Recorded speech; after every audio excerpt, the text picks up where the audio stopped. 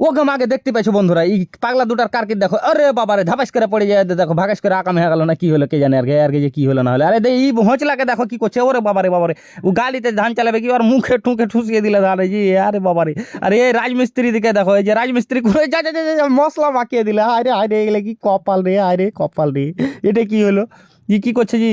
ও গাড়ি খানটা লক লাগাইছে তো লাগে না, কি যে করবে কে জানে, মাথা নষ্ট। আরে বাবা রে, ও আচ্ছা লক লাগবে কেন করে গাড়িতে, আদমি ঢুকা যা যা যা যা, এবার গেট খুলে ফেলে দিলে জি, আরে বাবা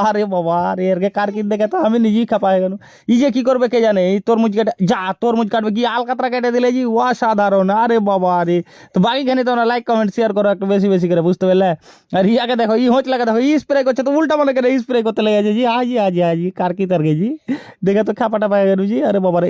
ই ফের আধ ঘন্টা মোটরসাইকেলে যা যা যা যা, আধ ঘন্টা মোটরসাইকেলে চালা পালে আলো যা, এটা কি হলো, এটা কি হলো, বাকিখানে তোমরা এর পর